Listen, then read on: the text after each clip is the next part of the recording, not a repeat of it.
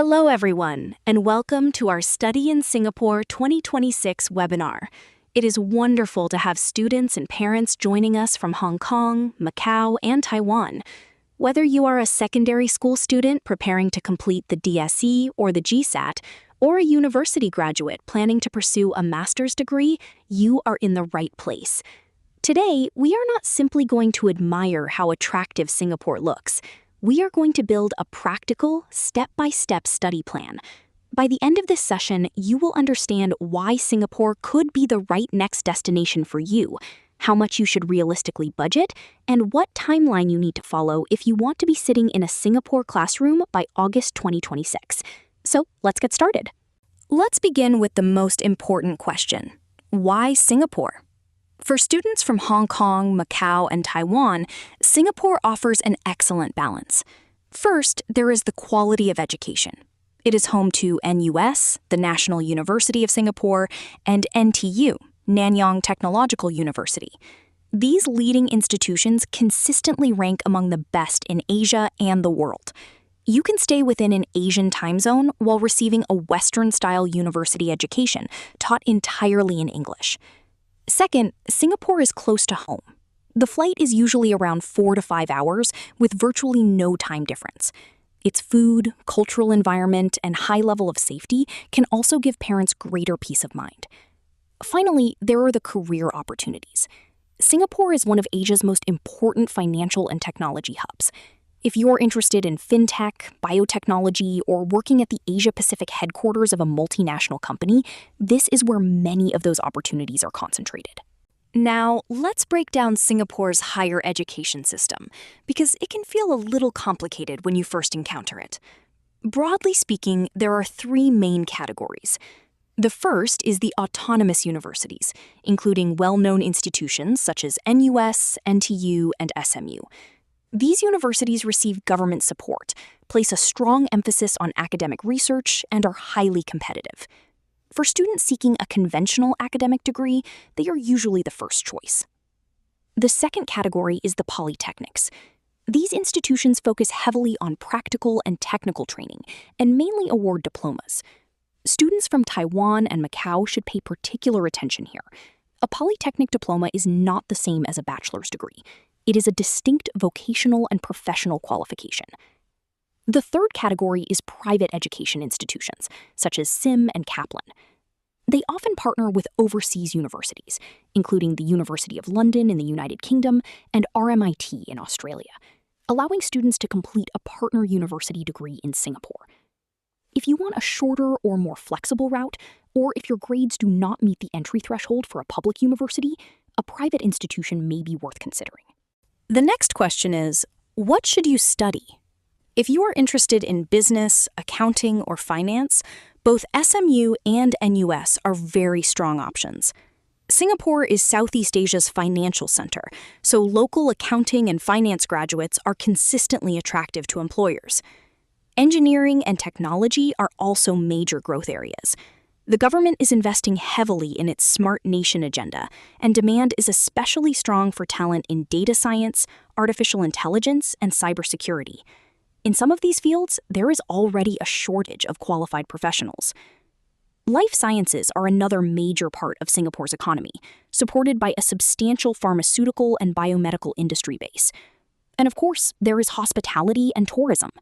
If you want to study hotel management, Singapore gives you the chance to learn and gain practical experience in a city with world-class destinations, such as Marina Bay Sands and Sentosa. That kind of exposure can add real value to your resume. Next, we need to talk about something most applicants cannot avoid: English. Around 99% of university classes in Singapore are taught in English. For students from Hong Kong, some universities may accept an HKDSE English result instead of IELTS, often at level 4 or level 5. However, the requirement can differ by university and by program, so you must check each one carefully.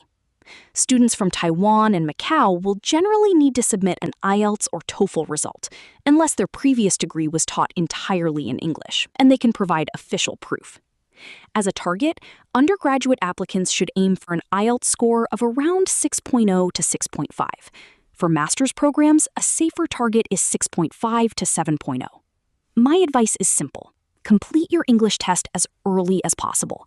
Do not miss an application deadline simply because one language score is still outstanding. If you are a secondary school student applying for a bachelor's degree, here are the main points to understand for each region.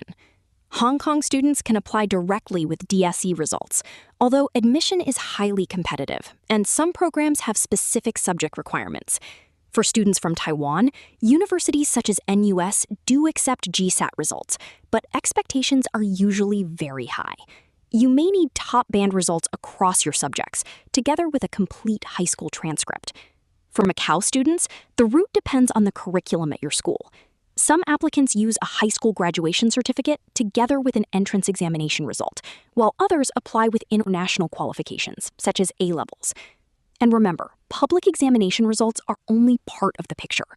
Singapore's admissions process is not based entirely on scores for every program. Universities may also look at your CCA, or co-curricular activities, and they often ask for a personal statement. They want to understand who you are beyond your grades. For students applying to master's or doctoral programs, the first thing to consider is your GPA. On a 4-point scale, a GPA of 3.0 is generally a reasonable starting point for a solid program. If you are applying for an MBA, check whether the course requires the GMAT. Some specialist master's programs, such as a Master of Finance, may waive the GMAT for applicants with an exceptional GPA, but this varies by school and program, so verify the exact rule. One of the most important documents for a postgraduate application is the Statement of Purpose, or SOP. Do not simply repeat your resume. Instead, answer 3 questions clearly. Why Singapore? Why this particular program or module? And how will it support your future career goals? If you are applying for a PhD, you will also need to attract the interest of a potential supervisor before or during the application process. Proactively emailing professors with a substantive research proposal is a normal and important part of a doctoral application. Time is one of your most valuable assets. If your goal is to begin your studies in August 2026, this is the timeline to follow. From late 2024 into early 2025, you should be researching universities and programs while preparing for IELTS. By late 2025, most application portals will begin to open, often from around October. Early 2026 is the busiest application period, so aim to complete and submit everything by February or March. Around the middle of 2026, admission decisions should start arriving. Then, in July or August 2026, it will be time to travel to Singapore. Please do not leave everything until the last minute. Singapore institutions tend to have clearly defined application windows and strict deadlines, so careful planning really matters. Now let's talk about the budget, because this is one of the questions every family wants answered. On a university website, you may see a subsidized fee and a non-subsidized fee.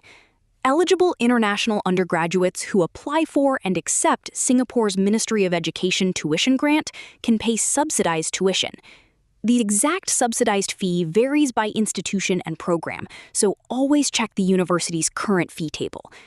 International recipients who accept the grant must follow the agreement and work for a Singapore entity for 3 years after graduation. For living costs, rent is the biggest variable. A room and shared accommodation may start at around 600 Singapore dollars per month, while a private studio may cost around $1,500 per month. Overall, your budget depends on the program, housing, lifestyle, and whether you receive the tuition grant. Always build it from the latest official fees. Singapore's student visa process is relatively clear, but the rules are strict. The official document is the student's pass. After admission, your institution will give you a registration acknowledgement letter and instructions. Follow the current ICA process through the Student's Pass e-service using the details in that letter, and submit the documents and fee requested for your institution type. If approved, you will receive an in-principle approval letter, or IPA. Follow the instructions in that letter for entry, any medical examination, and completion of formalities. Do not assume one checklist applies to every institution. and do not enter as a tourist intending to switch status later. Check the current ICA page and your school's instructions before applying.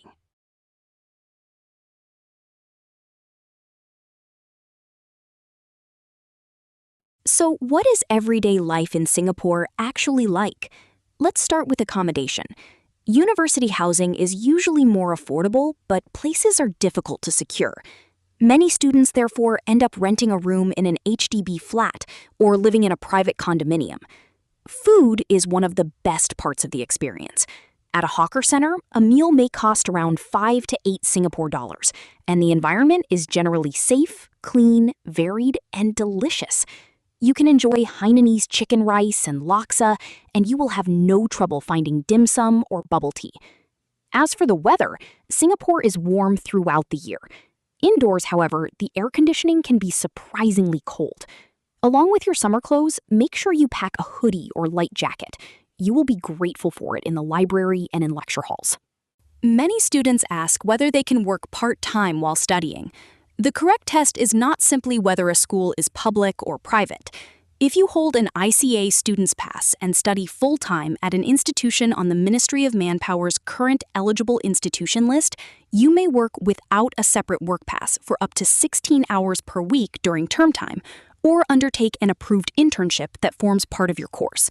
Holiday rules and eligibility still depend on the official conditions, so check the MOM list before accepting work. After graduation, international graduates of institutions on ICA's specified higher education list may apply for a long-term visit pass to seek employment.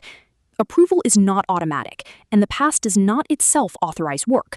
An employer must obtain the appropriate work pass. If you accepted the tuition grant, remember the 3-year Singapore entity work obligation in your agreement. So after today's session, what can you actually do tonight? First, complete an honest self-assessment. Look realistically at your grades and your family's budget.